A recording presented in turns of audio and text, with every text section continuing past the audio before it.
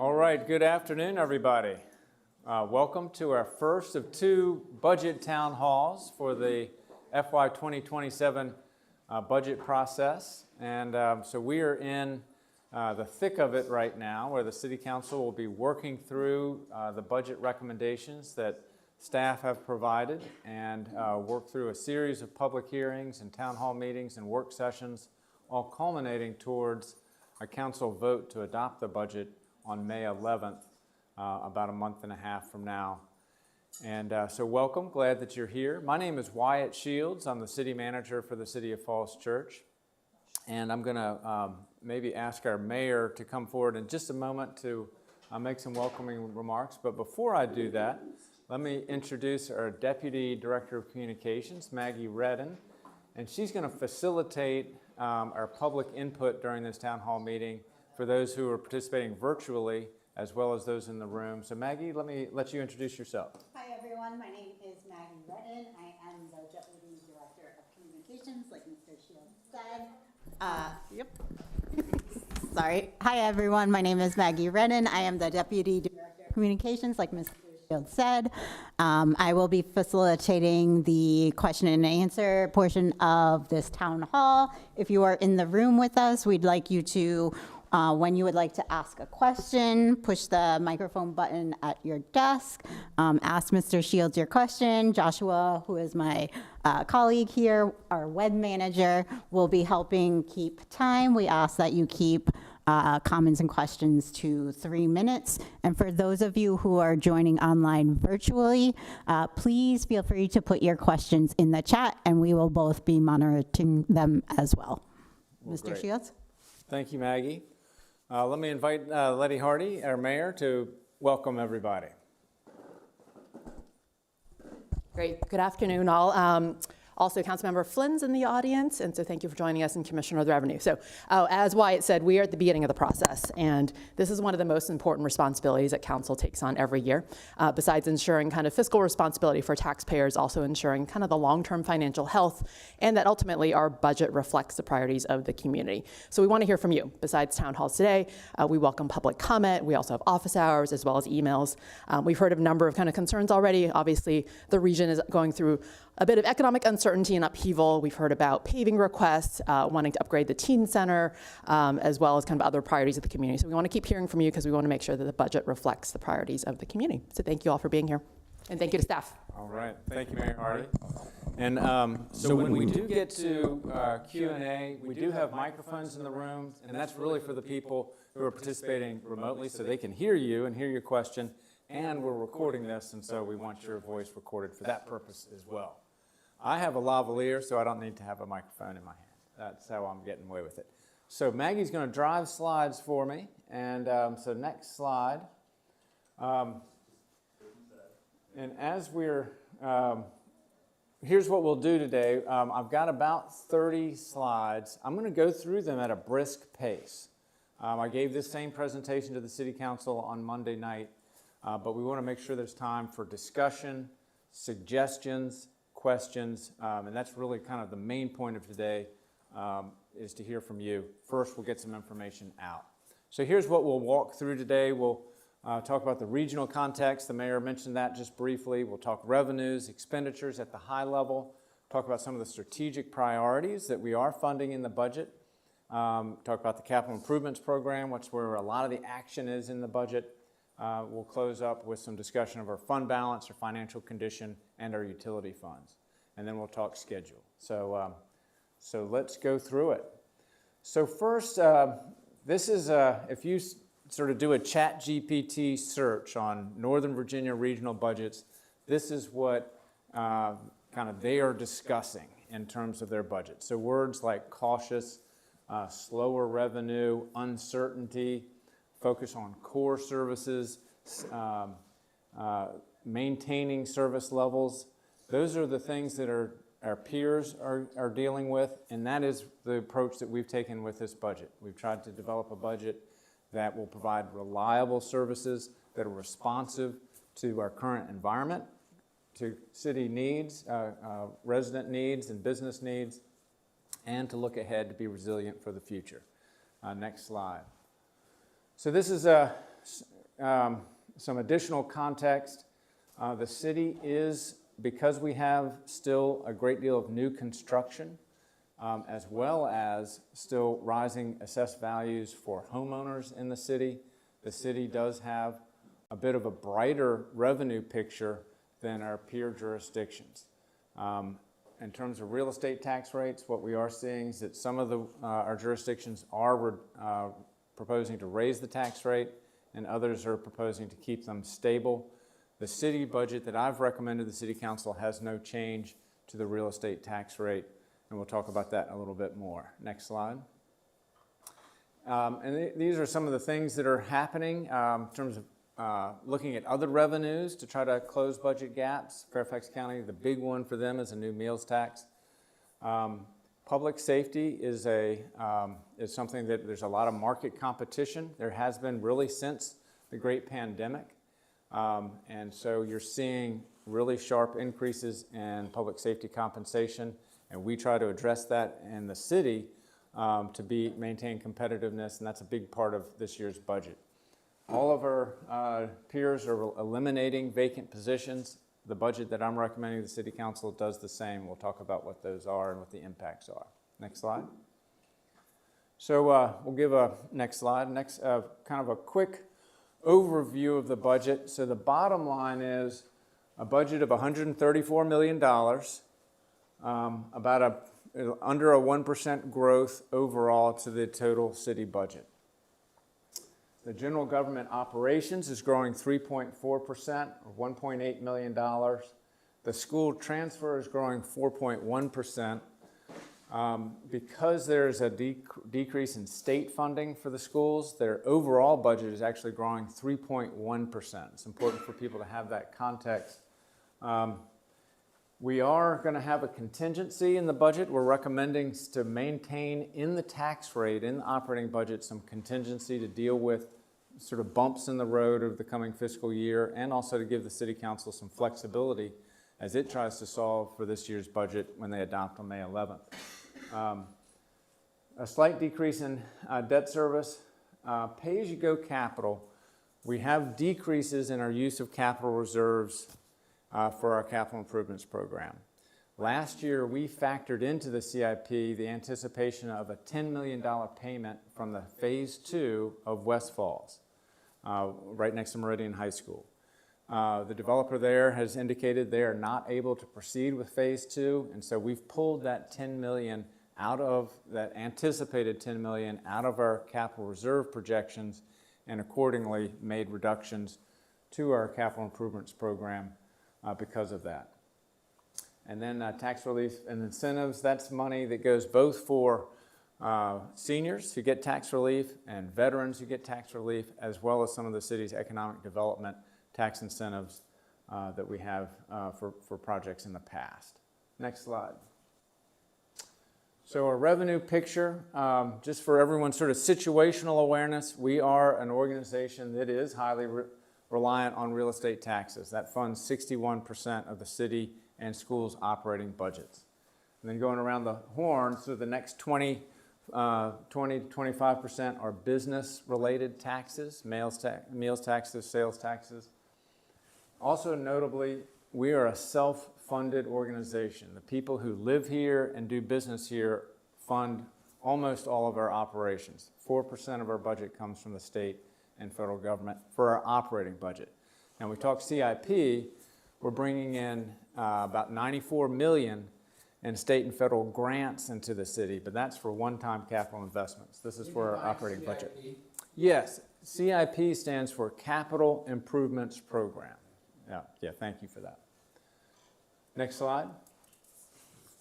So no change to the real estate tax that is proposed. As the mayor noted, we recognize that there's increase in assessed value in homes, and we'll talk about that in a bit more detail in the next slide. Well, let me just mention one other thing. I will touch on some of the fee increases for utilities, solid waste, and building permit fees later in the presentation. Okay, next slide. So assessed value, market appreciation of 6.2% for residential, new construction 1%, so overall 7.2% increase in assessed value for homeowners in the city. A big one in the commercial area, 6.5%, that's much larger than what you see in the region. Fairfax, Arlington's commercial assessed value is dropping. Ours is growing because of new construction, and the main part of that is West Falls. But it's important to note that is new money that's coming into the city, and that new money from commercial construction is already spoken for. As part of our plan of finance for Meridian High School, that new money coming from West Falls is being used to cover debt service for the $120 million bond we issued for the Meridian High School. Next slide. So impact to homeowners for the median home in the city is $1,073,000. For the median homeowner, no change in the tax rate would result in a 5% increase in the tax bill, or about $611 for your median homeowner in the city. And so the City Council is paying very close attention to that and in trying to manage what the tax burden is on residents in the city. We have been able to reduce the tax rate in recent years, 17 cents worth of tax rate reductions over the past 7 years, and assessed value has increased at a more rapid clip than those tax rate reductions. Next slide. Other local taxes growing 6.9%, and so personal property is new households moving into the city, and we're capturing the vehicles associated with those new houses with the Commissioner of Revenue's work in that space. And then other taxes, the hotel taxes, that is one where the sort of the regional changes in federal actions is impacting our hotels. They are feeling that pain based on what we can see from tax receipts. Next slide. So shifting to the expenditure side, education is and always has been the largest component of the general fund operating budget at 43%. Debt service is 8% of our total budget. And then going around the horn, police and fire, or public safety functions, is our second largest component of our budget at 13%. Public works, the maintenance of all of our streets and infrastructure and buildings is 7%. Rec parks and library, 5%. Housing and human services, 4%. And then community development, which includes our building safety division, planning, zoning, and economic development, is 4% of the budget. Next slide. So that's a kind of an overview. Now we'll shift to talk specifically about sort of the big things that we had to accomplish in this year's budget. And with the growing revenues, in many respects, that was very helpful for the budget, and we had really significant challenges in balancing the budget this year. And we'll walk through kind of what those were. But one, investment in the workforce, that's just a crucial thing for maintaining reliable services. And we propose a 4% merit increase. For police officers, inclusive of that 4%, a total of a 14% increase in our public safety personnel. And that reflects what's happening in our peer jurisdictions with compensation increases in police departments across the region. So we need to be competitive and keep our officers working here in the city. This is a big challenge for us this year. So a combination of both our interjurisdictional contracts with Arlington and Fairfax and other contracts for basic core services in the city, whether it's IT functions, electricity, fuel, going up $2.5 million altogether. So that was our biggest problem that we had to solve in this year's budget. And it's frustrating because that's to maintain existing levels of service, not to do new things. Another challenge is with declining interest rates, and we've spent a lot of our ARPA money. If you'll remember, during the pandemic, we were given money by the federal government. We were collecting interest on that. That's all spent. So we have a $1 million decrease in investment returns. We used that investment money. We knew it wouldn't be with us forever, so we used it to surge our efforts on street paving, and we used it for our affordable housing initiatives. So the budget does proposes to take some of that money that from investment returns that was used for that purpose, and that money is now gone. We are freezing or defunding 7 vacant positions in the city, and I'll talk about those in detail. And all of our department heads went through their budgets and found efficiencies about $700,000. So on the next slide, we sort of show a pivot table that takes those big chunks and walks us through how we balance the budget. So tax revenue, $2.5 million in new revenue for general government operations. Similarly, on the school side, because we do a 50-50 revenue share split, the schools also have $2.5 million. So first, we pay for the compensation for employees. We pay for the special market adjustment for our police officers. We cover our interjurisdictional contracts of $1.3 million, $1.2 million in contractual costs, and then the reduction in investment revenue. So we're about a $2.5 million gap after factoring in those things. So to balance the budget, we pulled out the dollar for dollar what we're using those investment dollars for, affordable housing and paving, operational savings, and we'll talk a little bit more about some examples of those, and the reduction in vacant positions. That's how we got back to a balanced budget. Next slide. So with respect to street maintenance, the budget does have $1.5 million built into the tax rate, well, $700,000 built into the tax rate, and $800,000 use of capital reserves in the operating budget for maintenance. In addition, we've applied for, I think we're going to get what used to be called the Primary Corridors Paving Program. It's the State of Good Repair Program, where we'll get money in to pave Route 7 and Route 29, which is those are really big, important roads for us to maintain. So that $1 million is very helpful to us. What we'd be losing on paving is the use of investment revenues. So on Monday night, when I presented this to the budget, sort of a big theme of the council's commentary is about maintaining state of good repair on our streets. And I think we're going to be doing a lot of work with the city council on analysis about how we're funding our street maintenance. Next slide. Similarly, with affordable housing, we have $200,000, and that's down from $500,000, which included the investment revenue last year. On the positive side, we do have earmarks, what used to be called earmarks, now congressionally directed spending for the Affordable Homeownership Program and for housing preservation. In many respects, I think that's appropriate. We need the federal government to help local governments fund affordable housing programs. It is too big of a problem, really, for us to be able to address as a small local government. So having outside money is very helpful. Next slide. So these are the positions that are defunded in the budget. A code inspector position, 2 IT positions that in fact we're taking those FTEs away, but we're going to be contracting in the private sector for CISO services and project management services to move some of our technology initiatives forward. Maintenance worker position in DPW, and a school resource officer. We had gone up to 2 SROs, and we're going back to 1, which is where we traditionally have been.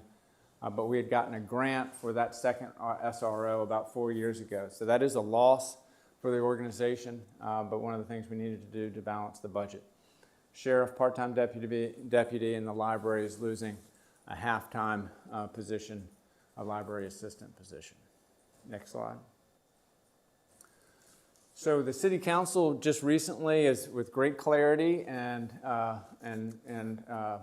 purpose, identified environmental sustainability, transportation transformation, economic development, housing, and responsive government as 5 key priorities. And we're trying to do that in a way that's reliable, responsive, and resilient for the future. So let's talk about some examples of where money is in the budget.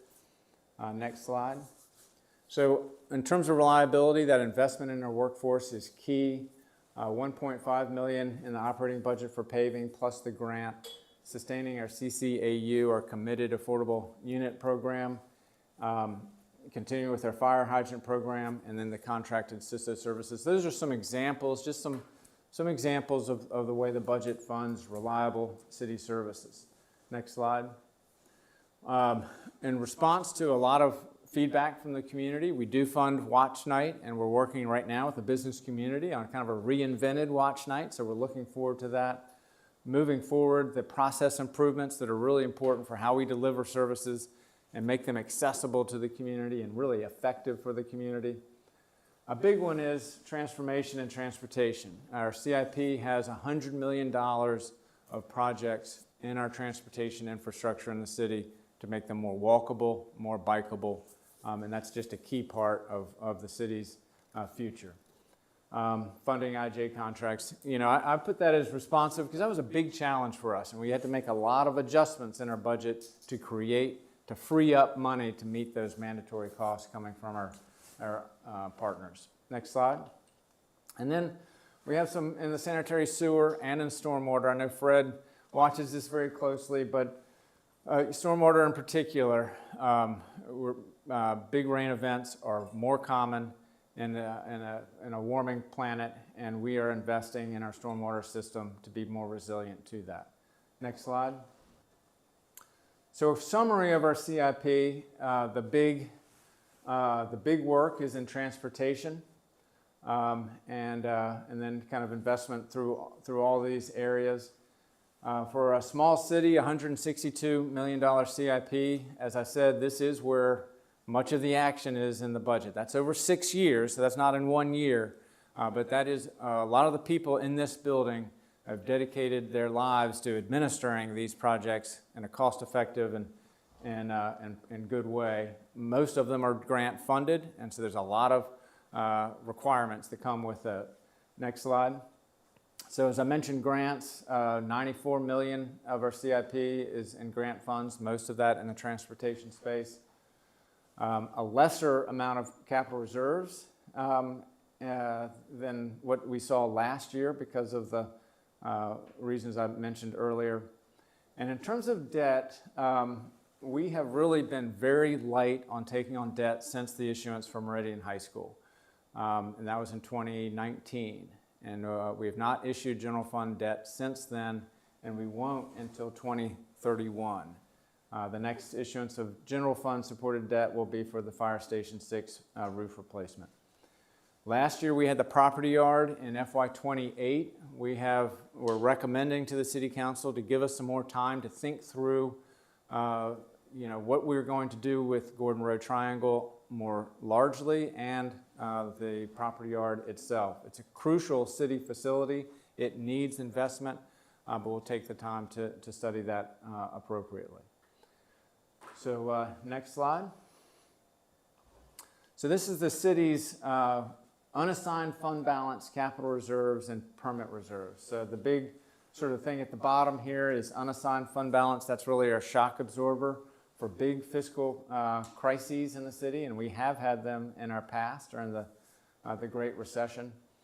But from a policy perspective, that lavender color, those are our capital reserves. And so we do in the CIP draw them down to about $3 million, which is our policy minimum for capital reserves. And then their permit fee reserve, as you can imagine, if a big project like West Falls comes in, they pay hundreds of thousands of dollars of permit fees. We put them aside in a reserve because it takes us 3 to 4 years of inspections before they get their certificate of occupancy. We do plan to use all those permit reserves. Absent any other big projects coming online, those permit fees will be spent down by that time. We are recommending an increase to our building permit fees to sustain our building safety function. We haven't touched those fees for about 10 years, and it's time to adjust those for inflation, but also to cover our actual costs. Next slide.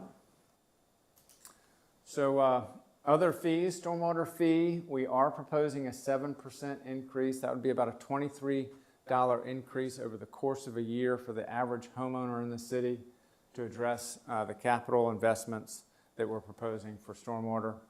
The sanitary sewer rate, that 5% increase is really driven by what our partners are doing at Alex Renew, the big sewer treatment plant that half of our flows go to, and at 4 Mile Run where the other half goes to. And so we're getting increased capital costs, and that 5% is to cover that. That's about a $27 increase for the average household over the course of the year. And then solid waste, with that new fee, we will adjust it every year to deal with contract increases and tipping fee increases, and 4% is the number this year. Next slide. So the last slide that I have, and then look forward to discussing this with you. Right here, we're at our Budget Town Hall number 1. The City Council has a whole series of public hearings and work sessions. We'll have on Thursday, April 30th, it'll be a nighttime meeting. Everyone's welcome back. The City Council, I think by that time, will have signaled some of the policy inflection points that they are considering, and that second town hall is a way for us to talk about those and get feedback on those. Final markup on May 4th, and then final consideration and public hearing on May 11th. So that's what I have. I don't know how many minutes I took. Well, it took about a half an hour. Thank you for bearing with me as I walked through those slides. And now it is for questions, suggestions, comments, and we'll open up the floor. We do again ask people to use the microphone. So Andrew, you might have to come to a different table, and that's for the benefit of the people outside this room. And we're joined by our awesome city staff in the room as well. So anybody who has questions, it's time. Fred. So, I guess I'm on. Yeah, you have to see the green light. I'm not on. Okay. So first of all, I appreciate this money being put in the budget for planning stormwater concerns, because that's something that we've been advocating for, and I think that's the first step to really determine the next step, how big and correctly should pipes and systems be sized, and then to actually make the improvements where the real money comes. But it needs to start with a study and an analysis. So I appreciate the city putting money in for that. And I hope as part of that you will emphasize looking at the T-zone properties all across the city and how they connect with the current system. That really was not done as part of the approval of that rezoning. And we are seeing right now 2 or 3 projects near us. There may be a couple more over even the next year or two, where we had parking lot type runoff being replaced by directed roof runoff from multiple buildings. We don't know what the impact of that will be, but it's important that the city plan for it. I watched these pictures of from China where the water undercuts the road and boom, cars fall in. Well, in our case, garage, building inhabitability, et cetera, could be a result of poor water management. So it's not just a runoff into the streets, but are the pipes adequate, and are we planning for that? So I hope that the city will, as it spends this money, spend an emphasis about the T-zones, because they were not in the prior plan and they were not planned for as part of that process, but they do have an impact in the community, and we should assume maximum development and then look at how that models for our resources. My suggestion. Yeah, thank you for that comment. I'm Fred Thompson. I really work on behalf of the Broadway Homeowners Association as their kind of community relations contact with the city. Yeah. Not an unpaid volunteer position. And so a key part of planning is to do build out scenarios, sort of build out completely based on what zoning allows, and then study the impacts to school facilities, to park facilities, to sanitary sewer, and as you mentioned, for stormwater. That is, I think, a core planning function, and on the stormwater front, we'll be doing that. One thing that is positive about new development in the city is that most of our old development had no stormwater controls whatsoever. And so to comply with new codes and existing codes, they have to detain and hold back more water on site than the status quo ante. So let's measure that. Let's understand how that all works together as a whole, because everything is connected. And so appreciate that comment very much. Yes. Hi, I'm Jeremy Schneider, resident on South Oak Street. My real estate assessment has gone up 20% in the last 2 years, and I'm just curious to know what data was used to compute the increases from 24 to 25 and 25 to 26. I'm not, on a cursory glance, I'm not seeing the same data, so I'd be interested in knowing what that data was. I heard you say in passing that some money is being spent for more walkable and more bikeable. That's one of my major, almost a single issue for me as a voter. And I've been very disappointed with the way the city has pushed walkable and bikeable actual projects into the future as part of street maintenance. For instance, that intersection over by the new development at West Street is a complete cluster for a pedestrian or a cyclist or a kid trying to get to school. I can't believe that was ever done the way it was. And so I'm very disappointed with that. And basically the fact that walkable, bikeable is given a lot of lip service, but I don't, as a bicyclist, I don't see a lot of actual improvement in that area. And as a comment, I was very interested to hear you say that there's been no increase in 10 years for the permit fees. And considering how much the developers get out of the development, I think that it's warranted to have them keep up with inflation at least, if not a big catch-up for the last 10 years. I think that could give us a lot of revenue to make up for these shortfalls. So thank you very much. Well, thank you.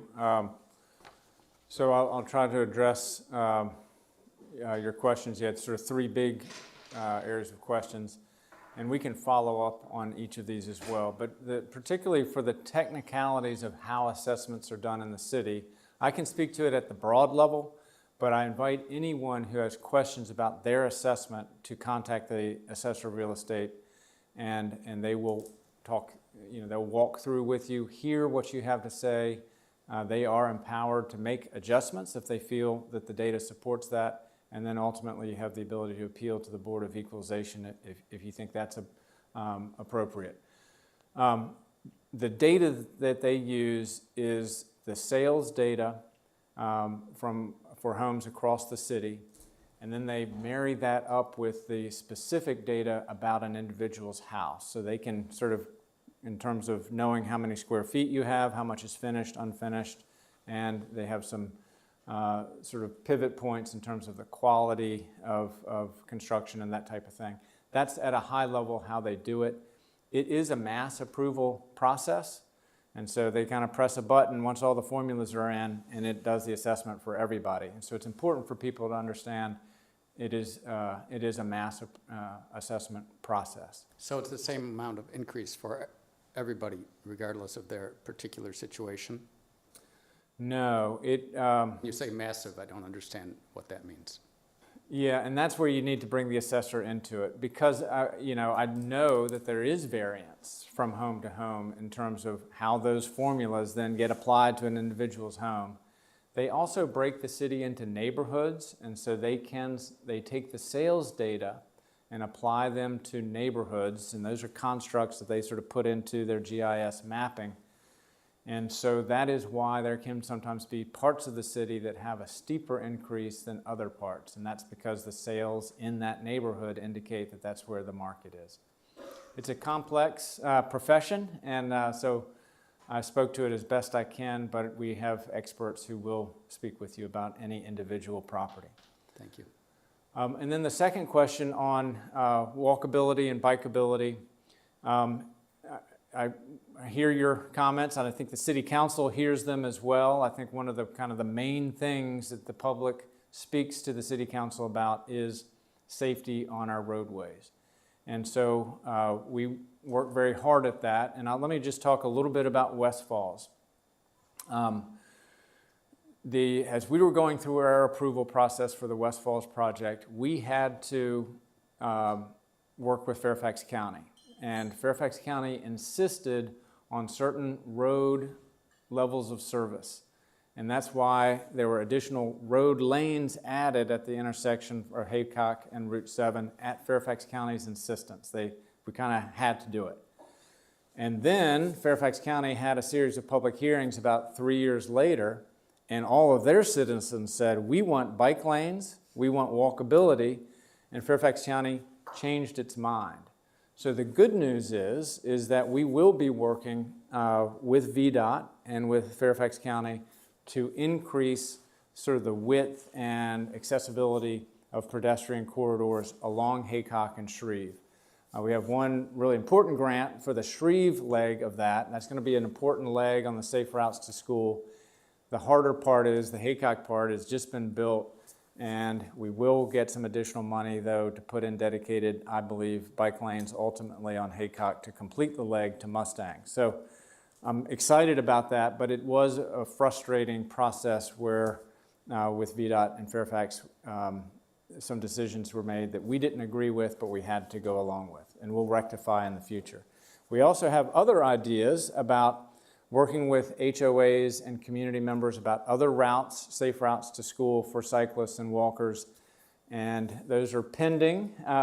We need some agreements with our homeowners associations, and that could be difficult, but that's one of our top priorities is the next safe route to school for cyclists and walkers, and hopefully we'll have something good come out of that. Okay, just as a clarification, I'm sorry I wasn't clear. I appreciate the work that's going into that west end, but the pain point for me personally has been the intersection of, West and Park at Founders Row. Okay. There's very little accommodation for pedestrians there. People wait so long for a pedestrian walk signal that they just go anyway because they give up waiting. Okay. And I walk through there's that no- intersection Yeah. very frequently as well, so, yeah, okay. Well, thank you for that comment. And then the third? Increasing permit fees. Yes.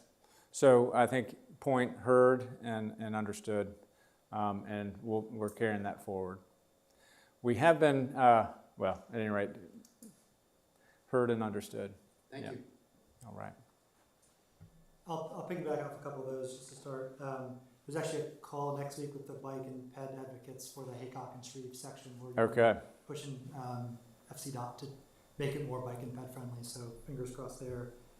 My assessment's also at 20% over the last 2 years, so I feel you. And what's interesting about the transportation budget is like all these bike projects and ped projects, right? Like they're 90% grant funded, which is cool that we're getting all this money, but also means that nothing, if we get the grants or don't get the grants, that's sort of the determinator. I'm still really worried about the paving program because your slide is a bit misleading. It says street maintenance, but like most of what's kept is sidewalks and everything that's cut is paving. And we've underfunded our paving program for the last 20 years. And as DPW has told us, if you don't fund street paving, it gets worse and worse and worse. It gets more and more expensive. I think you see that on North Maple here with that terrible pothole.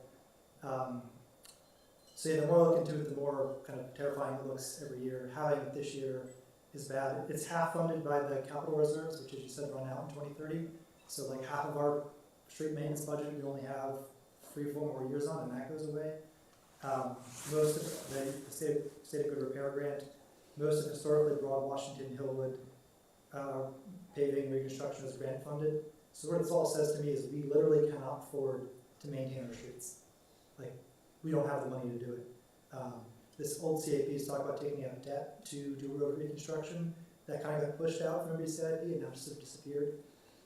So yeah, all of this just is, as you look through the history of the CIPs and the budget, it's really concerning. And it's the kind of thing that will lurk and be quiet, and your average neighbor shouldn't be aware of it until suddenly there's a greening of Lincoln project when further reconstruction comes back way more than we think it's going to, and eventually we're going to have to spend that money. I plan on living here for 40 or 50 years, let's say. So I want to pay that eventually. I'd rather tackle it now and maintain our most expensive asset than continue to kick the can down the road and have a bigger bill later. Yeah, thank you for that comment. I'll add to kind of a tangential note. I know there was some discussion early on in the year about the commercial and industrial real estate tax. it's very interesting to me we don't have one when residents are saying my tax bill is going up like crazy, and meanwhile, our commercial, we saw on the chart up here, our commercial landlords have seen very little property tax increases and very little appreciation. So we've actually, with our tax cut, brought their taxes down. A lot are kept them flat, whereas residents are paying more and more and more every year. The C&I tax would help rebalance that and would create dedicated funding for transportation. We have dedicated funding for sewer, we have dedicated funding for stormwater, we've got these grants for the schools. We don't have any dedicated funding source for transportation, and yet the community keeps saying it's our number one priority, along with development. Are they doing their fair share? So the C&I tax hits kind of issue number one and issue number two that I've seen in the community feedback. Could you introduce yourself? Oh, sorry. Hi, I'm Andrew Olson. I was on CDCT for a couple years. I lead Bike, Walk, and Roll Falls Church. And yeah, happy to be here. All right. Thank you, Andrew.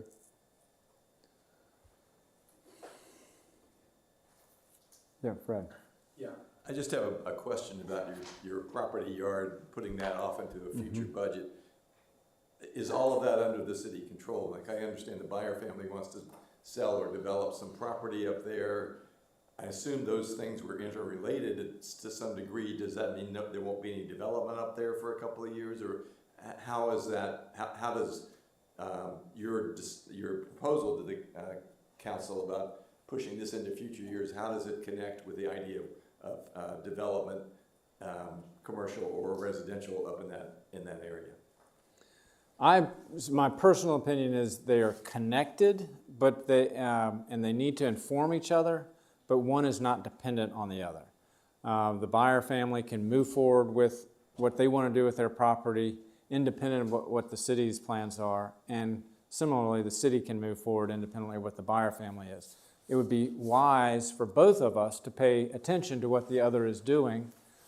My personal view is there might be some opportunities for some land swaps around the margins, probably not major reconfigurations, but there could be some ways that the city could benefit from the Buyer's plans, and I would want the city to be able to be well positioned to take advantage of that. And I think that's kind of my perspective on it. Yeah. Caitlin. Yeah, a little bit of clarity about the 10-year pipeline as someone who sort of architected that this year. Yeah, Caitlin is our CIP coordinator, so she works with all the staff to bring in, and the schools to bring in all the capital needs, and then she turns it into the capital improvements program. So Caitlin. Yeah, we always within the CIP have had sort of we plan on a 6-year basis, right? We only appropriate year 1 of that 6 years, but we're planning for the 6th year. We also have always had a longer term 10-year outlook or a 10-year window. This year, I'm presenting that as the 10-year pipeline. There are a few things that we moved out into the 10-year pipeline this year, some bike projects and the property yard, most notable probably, because we need some more, there's a couple different reasons why things might be moved into the 10-year pipeline, but there's more feasibility and studying that needs to be done, and there's also we don't have a funding plan. Like, we don't have a concrete funding plan. When we propose and adopt the 6-year CIP budget, we don't really want to adopt a budget that has too many different variables or uncertainties in it. So we move those things out to the 10-year pipeline so that we can do that feasibility analysis and assessment and also develop funding plans, or in the bike project case, better funding plans. That does not preclude us from moving those things back into the 6-year plan sooner than fiscal year 33. So I understand that by moving that out to fiscal year 33 plus in the 10-year pipeline, that looks like we are kicking the can down the road by 6 years. In the next 6 years, we may get some better funding plans and feasibility, and we might accomplish all of that and be able to advance those things sooner than fiscal year 33. I just want to be clear about that it, as a practice, moving those things out, I think makes good sense, and it also allows staff to ask for more resources to do that feasibility and analysis. For the property yard, like we have some facilities planning study money in fiscal year 27 that we are requesting in order to do that feasibility study for the property yard and make sure that those things are all informing each other and that we're developing a plan that makes sense. And, you know, staff also feels the pressure about, you know, bikeability and walkability projects. We plan to spend the next year looking into different funding opportunities and programs that we can leverage that we haven't in the past, to help with those, to help advance some of those projects back into the 6-year plan. I think you see this in the paving budget in the CIP historically, where like, there's always this nice plan that we're gonna spend more every year and kind of this, always kick down, it was all like unfunded or grants we had to apply for. The reality is like, we would win a grant and then pop up in the year, even though it wasn't in the forecast, so like, didn't actually match. It didn't sound more realistic of we have hopes, and then things will pop up in years when we actually win money. And I'm hoping to use the 10-year pipeline to sort of outline our strategy of what are the priorities in our 10-year pipeline that we, staff, intend to use resources and time and staff time into developing plans for, developing those projects and being more strategic and more intentional about that, instead of just sticking it in year 6 of the 6-year plan and not really developing that. That's what we're trying to use the pipeline as. That satisfies my question, in the sense that what my concern is that we have, you know, analysis and discussion ongoing, because as you said, someone can use their property, right? They can, as long as they build within the rules. That's right. They can do something, and they can box in the city to the point where the city doesn't have the flexibility to do what it needs to do in the area that it owns, or is forced into a status quo, no improvement strategy, which wouldn't be good, or is forced into, it now has a constituency of neighbors who are now going to argue against improvements that need to be made. That it's important for that kind of relationship to be dynamic, and for there to be analysis and discussion, you know, while the developer's considering what they might want to do, and the city can interact and react with that.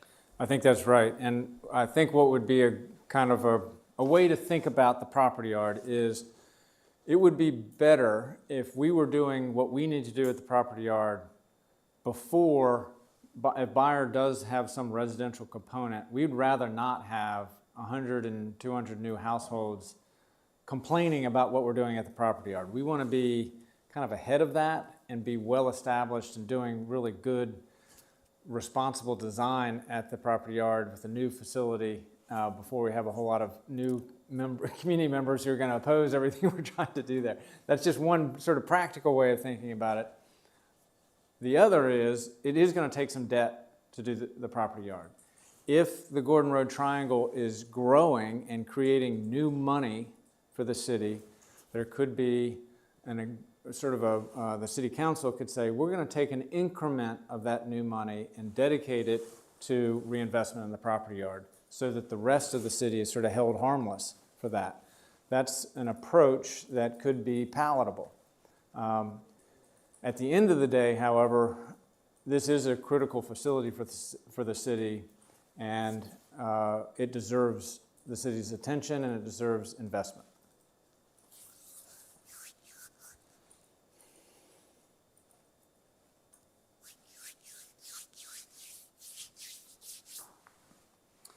As you're rolling up your sleeves and doing your capital planning, sort of a daunting number is that it costs, you know, for every $1 million in debt, it costs about $100,000 a year. So use a 10% factor. So if a property, or you know, if something costs $30 million, that's $3 million a year in new debt service.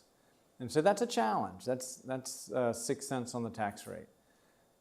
So those are some sort of basic things you have to think about when you consider big lifts like that. Yeah.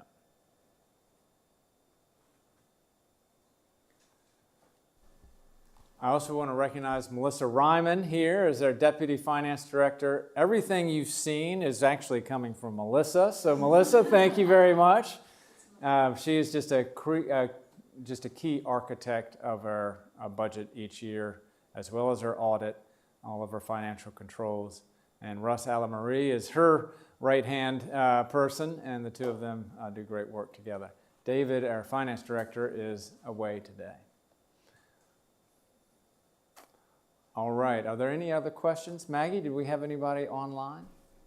No, at this point, we don't have any virtual questions. Okay. Well, we'll do this again on April 30th. Everyone is invited. Really appreciate the questions and the thoughtful discussion we had today. I know the City Council is listening, and look forward to working through these issues and putting the city in good financial condition and making the right investments for the future. Thank you all for coming.